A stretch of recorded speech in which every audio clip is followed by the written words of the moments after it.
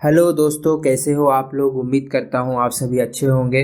अभी ओलंपिक चल रही है। 2020 की ओलंपिक कोविड के कारण डिले होकर 2021 में हो रही है टोक्यो में।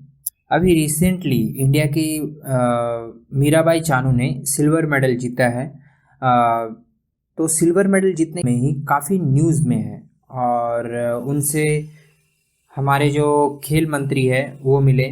और जो मणिपुर के सीएम हैं उन्होंने वीडियो कॉलिंग करके उनसे बात की, जो कि हम देख चुके हैं, न्यूज़ में भी आया। तो एक मेडल के लिए इंडिया को इतना तरसना पड़ता है, एक एक मेडल के लिए ओलंपिक में। मैंने जब देखा और जब मुझे पता चला 1896 में ओलंपिक शुरू हुई। 1896 से हम 2021 में नहीं जाएंगे। 2021 का जो ओलंपिक हो रहा है इसको छोड़ देते हैं। अभी तक सिर्फ एक मेडल आया है सिल्वर का। अभी आगे देखते हैं, आगे अभी नंबर बढ़ सकती है। तो अभी 2016 तक हम देखते हैं। तो 100 साल से भी ज़्यादा का वक्त में सिर्फ 28 मेडल इंडिया ने जीता है। आप सोचिए, अभी टॉप 10 में अगर हम देखते हैं, टॉप 10 कंट्री में आपको जो टॉप 5 यूएन का परमानेंट मेंबर है, यूएन सिक्योरिटी काउंसिल का 5 परमानेंट मेंबर, सभी उस टॉप 5 में मिलेगा। यूनाइटेड स्टेट्स, सोवियत यूनियन जो कि अभी रसिया बना 1990 में, उसके बाद में great Britain, UK, China, France, ये 5 मेंबर जो कि यूएन का परमानेंट मेंबर है, वर्ल्ड पावर में मेजर रोल प्ले करता है। इंडिया भी चाहता है इस लिस्ट में आना, यूएन का परमानेंट मेंबरशिप बनना। पर आप देखें मेडल के लिस्ट में 2016 में इंडियन रैंकिंग थी 54। ओनली 2016 में 2 मेडल इंडिया ने जीता। 2012 में सबसे ज़्यादा मेडल आया था, 6 मेडल, जो कि ओलंपिक इतिहास में, इंडिया की ओलंपिक इतिहास में सबसे ज़्यादा मेडल था 2012 में। उसके बाद 2016 में 2 आया बढ़ने की जगह, और ख़राब प्रदर्शन। अभी 2021 में अभी देखिए क्या होता है। प्री इंडिपेंडेंस और आफ्टर इंडिपेंडेंस के टाइम में सबसे ज़्यादा अगर हमारा किसी खेल में अगर प्रभुत्व था तो वो था हॉकी। उसी दौर में हमने हॉकी में बहुत गोल्ड मेडल जीता। उसी दौरान राष्ट्रीय खेल भी बना, नेशनल स्पोर्ट्स के तौर पर हॉकी को पहचान मिली। उसके बाद 1980 में लास्ट हॉकी में मेडल आया। उसके बाद हॉकी का कुछ भी अच्छा प्रदर्शन नहीं रहा है। इंडियन नेशनल स्पोर्ट्स के तौर पर अगर हम देखें तो कुछ खास प्रदर्शन नहीं, ना ब्रॉन्ज मेडल भी नहीं आया है एक भी 1980 के बाद। ये सब देखते देखते मेरे दिमाग में एक ख्याल आया कि क्या कभी इंडिया में ओलंपिक यहाँ पे हो सकता है। यूएस में हो चुका है, जापान में हो चुका है, चाइना में भी हुआ बीजिंग में 2008 में, साउथ कोरिया भी इसको सक्सेसफुली हेल्ड कर चुका है, ब्राज़ील भी इसको सक्सेसफुली कर चुका है। इंडिया में हो सकता है। 2019 में बहुत ही ज़्यादा इस बारे में चर्चा हुई पर कुछ खास नहीं हुआ।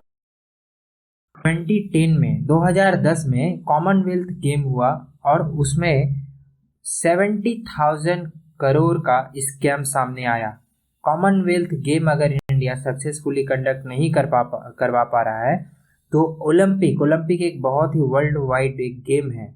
अगर कहीं होता है ओलंपिक तो उस सिटी का इंफ्रास्ट्रक्चर पूरा चेंज हो जाता है, वो सिटी वर्ल्ड क्लास सिटी बन जाती है। आप अगर 2010 कॉमनवेल्थ की में स्कैम अगर आप देखो तो 70,000 करोड़ का ये घोटाला सामने आया। पूरी दुनिया में इंडिया की बदनामी हुई। ये मैं अपनी तरफ से नहीं कह रहा हूँ, द टाइम्स ऑफ इंडिया का आर्टिकल है, द हिंदू का आर्टिकल है, जो कि एक काफ़ी नामी न्यूज़पेपर है।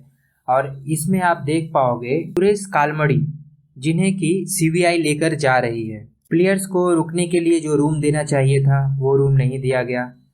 काफ़ी बड़ी मात्रा है ये, 70,000 करोड़ बहुत ही बड़ा अमाउंट होता है। ये घोटाला हुआ। सबसे बड़ी बात है कि इंडिया की बदनामी पूरे वर्ल्ड वाइड में हुई है। ये सामने जो आप फेस देख पा रहे हो सुरेश कालमड़ी का, ये इंडियन एयरफोर्स में सर्विस भी दे चुका है। उसके बाद पॉलिटिक्स में आया, राज्यसभा मेंबर हुआ।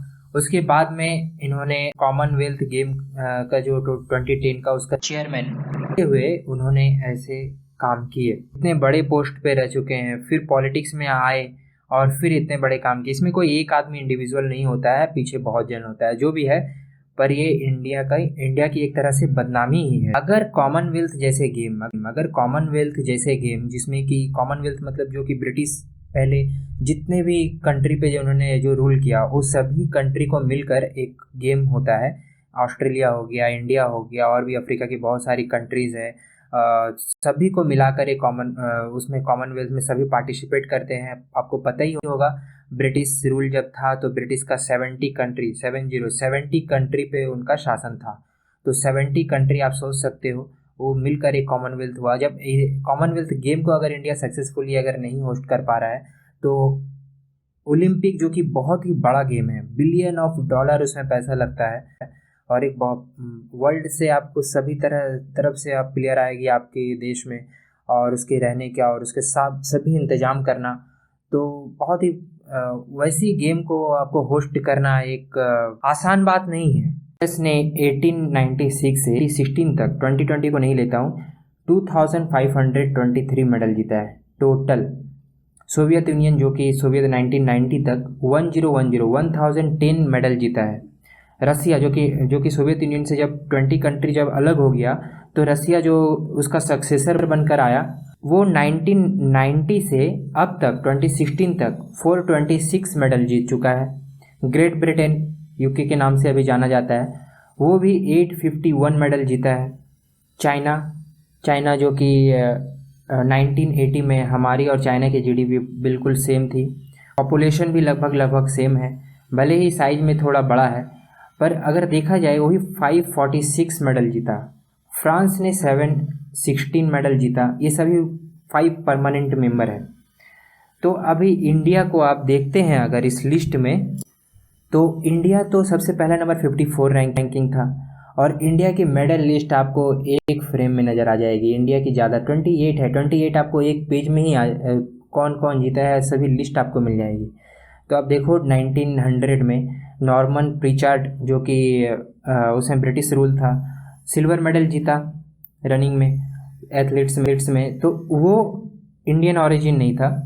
जो भी है इंडिया की तरफ से फर्स्ट पार्टिसिपेशन था ओलंपिक में 1900 में। अभी 100 साल से ऊपर हो गई है और हम एक एक मेडल के लिए हम तरसते हैं। ये बहुत ही क्या बताऊँ, ये बहुत ही निराशाजनक है। हॉकी का अगर आप हिस्ट्री देखो, हॉकी में हम बहुत अच्छा प्रदर्शन कर रहे थे प्रिंडेंस आफ्टर इंडिपेंडेंस में। अगर देखो तो हॉकी से इस तरह से हम उभरे और लग भी रहा था कि आने वाले वक्त में इंडिया रूल करेगा ओलंपिक में, पर नहीं हो पाया जो भी कारण है। आप देखो 1928 में हमने हॉकी में गोल्ड मेडल लिया, मेजर ध्यानचंद का नाम सुना ही होगा। 1920, 28, 32 और 36 इन तीनों ओलंपिक में मेजर ध्यानचंद का एक बड़ा ही रोल था। अगर उसके बारे में नहीं जानते हैं तो आपको जानना चाहिए। जब इंडिया इंडिपेंडेंस के लिए स्ट्रगल कर रहा था तब मेजर ध्यानचंद इंडिया के लिए वहाँ पे इंडिया का नाम रोशन कर रहे थे। आप ये देख पाओगे 2012 में हमने सबसे ज़्यादा मेडल जीता है, 6 मेडल। उसके बाद 2016 में हमने सिर्फ 2 मेडल जीता। 2016 में मुझे अभी भी याद है। तो 117 में अगर आप सिर्फ 2 मेडल लाते हो तो हमें कमियां देखनी पड़ेगी कि क्या कमी है जो कि इतनी कम मेडल आ रही है। समय के साथ इंडियन पार्टिसिपेशन बढ़ा है। अगर आप देखो इंडियन एथलीट्स का पार्टिसिपेशन तो समय के साथ बढ़ा है। 2020 का जो टोक्यो ओलंपिक है जो कि 21 में हो रहा है, अभी 120 अब तक का सबसे ज़्यादा मेंबर है। 120 प्लेयर्स ने पार्टिसिपेट किया, इंडियन प्लेयर्स ने। अभी तक सिर्फ एक सिल्वर ही आया है। अभी देखो अगर हम 10 साल का अगर हम डेटा सामने रखते हैं कि कितने एथलीट्स ने पार्टिसिपेट किया इंडिया की तरफ से 1980 से 2020 टोक्यो तक, तो आप देख पाओगे यहाँ पे एथलीट्स का लिस्ट है। 1980 में 76 ऐसे 48 ऐसे करके 2020 में 120 एथलीट्स ने पार्टिसिपेट किया। कितना गोल्ड, सिल्वर और ब्रॉन्ज और टोटल कितना हुआ वो सभी आप देख पाओगे। अभी एक बात मैं आपसे डिस्कस करना चाहूँगा मेजर ध्यानचंद के बारे में, जो बहुत लोगों को पता नहीं है, और अगर पता है तो बहुत ही अच्छी बात है, पता होना चाहिए आप लोगों को भी। ये इंडिया के एक ऐसे प्लेयर थे, अगर आप बोले कि हॉकी अगर नेशनल स्पोर्ट्स बना तो ये सिर्फ मेजर ध्यानचंद, इनके बर्थ एनिवर्सरी को स्पोर्ट्स डे के तौर पर इंडिया सेलिब्रेट करता है। तो आपको जानना चाहिए कि ये इंसान कौन है। ध्यानचंद नाम से ही आपको लग रहा होगा ध्यानचंद, चंद इसका नाम, नाइट में ये प्रैक्टिस करते थे, चांद से इसकी तुलना कर दी गई जिससे चांद से चंद बना दिया गया इनके नाम को। इन्हें द मैजिशियन के नाम से जाना जाता है। एक बार नीदरलैंड्स हॉकी फेडरेशन ने इनके हॉकी स्टिक को लेकर मैग्नेट का डाउट किया और हॉकी स्टिक को तोड़कर देखा, पर उन्हें कुछ नहीं मिला। 1936 ओलंपिक के फाइनल में जर्मनी और ब्रिटिश इंडिया, उस समय मेजर ध्यानचंद अकेले मादा रखते थे पूरे प्लेयर्स से पूरे टीम को जिताने का। 1936 ओलंपिक के फाइनल में हिटलर भी आया था जर्मनी और इंडिया की मैच देखने। तो हिटलर के सामने मेजर ध्यानचंद ने पानी पड़ रही थी और पूरी जो फील्ड थी वो स्लिप कर रही थी, तो उन्होंने अपने जूते को निकाल दिया और खाली पैर उन्होंने खेला और अकेले सिर्फ 3 गोल किया और 8-1 से जर्मनी को हिटलर के सामने हराया। जर्मनी को हारता देख हिटलर स्टेडियम छोड़कर चला, पर बाद में वो इनसे मिला और मिलकर इन्हें जर्मनी में कर्नल के पद पे इन्हें आने का इनविटेशन दिया, पर इन्होंने रिजेक्ट कर दिया। जब ये मिलने गए थे तो हिटलर जब इन्हें देखता है और जब इनके पैरों की तरफ जाता है तो दिखता है कि इनके पैरों की उंगली जूते से बाहर आ रही है।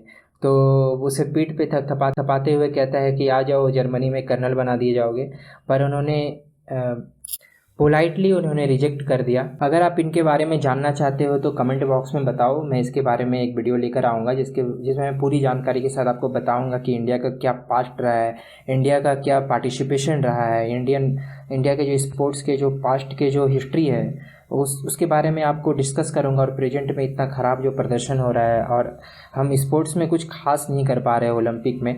अगर इंडिया को सुपर पावर बनना है और इंडिया को अगर यूएन का परमानेंट मेंबरशिप चाहिए, आपको ये मैटर करता है।